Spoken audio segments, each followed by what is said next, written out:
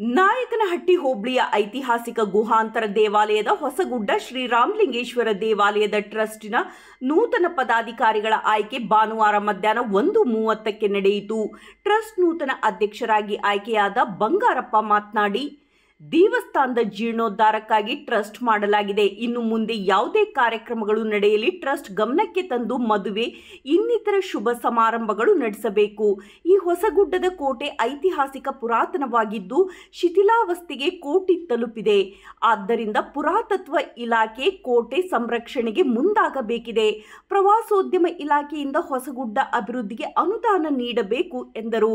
Trust ಉಪಾಧ್ಯಕ್ಷ PT Rudramuni, ಕಾರ್ಯದರ್ಶಿ ಬಡಕಲ ಓಬಯ್ಯ ಆಯ್ಕೆಯಾಗಿದ್ದಾರೆ. ಈ ಸಂದರ್ಭದಲ್ಲಿ ಸದಸ್ಯರಾದ ಪಿ ಚಂದ್ರಣ್ಣ ಗೌಡ್ರು, Bangarayya, T Chinnayya, GK Obayya, K Bommayya, Poojari Basavaraj, Poojari Obayya, ಎತ್ತಿನ ಓಬಯ್ಯ, ಪಿಬಿ ಬೋರಯ್ಯ, ಮಲ್ಲಿಕಾರ್ಜುನ್, ಗೋಪಾಲಸ್ವಾಮಿ, ವಿರೂಪಾಕ್ಷಿ, ಎಒ ವೆಂಕಟೇಶ್, ಚಿನ್ನಯ್ಯ, ಚಂದ್ರಣ್ಣ, ಪಾಲಯ್ಯ ಇದ್ದರು. ವರದಿ ಕೆಟಿ ಓಬ್ಳೇಶ್, ನಲಗೇತನಹಟ್ಟಿ.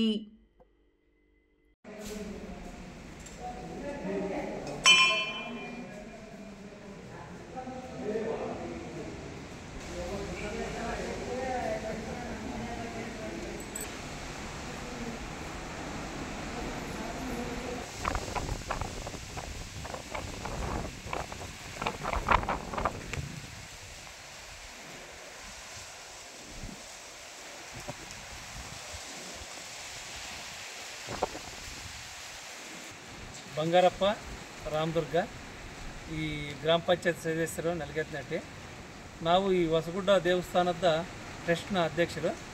ಈ ದೇವಸ್ಥಾನದ ನಾವು ಕಲ್ತಿರ್ತಕ್ಕಂಥ ಮೀಟಿಂಗ್ ಏನಪ್ಪ ಅಂದರೆ, ದೇವಸ್ಥಾನದಲ್ಲಿ ಈ ಹೊರಗಡೆ ಜನ ಬಂದು ಬೇರೆ ಬೇರೆ ಮದುವೆಗಳೆಲ್ಲ ಮಾಡ್ಕೊತ ಹೋಗ್ತಾ ಇದ್ದಾರೆ. ಅದಕ್ಕೋಸ್ಕರ ನಾವೊಂದು ಟೆಸ್ಟ್ ಮಾಡಿದ್ದೀವಿ ದೇವಸ್ಥಾನಕ್ಕೆ. ಟೆಸ್ಟ್ ಮುಖಾಂತರ ಯಾವುದೇ ಕಾರ್ಯಕ್ರಮಗಳು ನಡೀಬೇಕು, ಏನೋ ಮದುವೆ ಆಗಲಿ, ಒಂದು ಜವಳ ತೆಗೆಸೋದಾಗಲಿ, ಏನೇ ಕಾರ್ಯಕ್ರಮಗಳು ಟ್ರಸ್ಟ್ ಮುಖಾಂತರ ನಡ್ಕೊಂಡು ಹೋಗೋಂಥ ಒಂದು ವ್ಯವಸ್ಥೆ ಮಾಡಿದ್ದೀವಿ.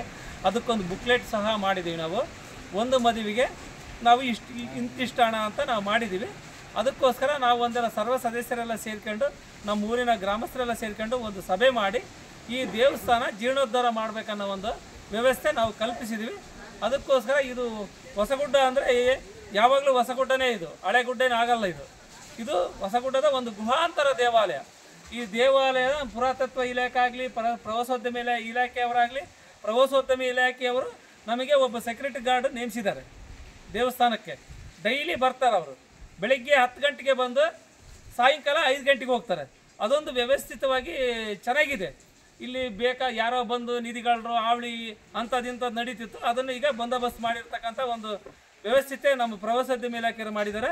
ಈ ಪುರಾತತ್ವ ಇಲಾಖೆಯರು ಈ ನಮ್ಮ ದೇವಸ್ಥಾನದ ಕೋಟೆ ಶಿಥಿಲಗೊಂಡಿದೆ. ಅದಕ್ಕೋಸ್ಕರ ಅವರು ಈ ಶಿಥಿಲಗೊಂಡಿರತಕ್ಕಂಥ ಕೋಟೆಯನ್ನು ಪುನರ್ನಿರ್ಮಾಣ ಮಾಡಬೇಕಂದ್ರೆ ತಮ್ಮಲ್ಲಿ ಅವರು ಮನವಿ ಮಾಡಿಕೊಳ್ತಾರೆ.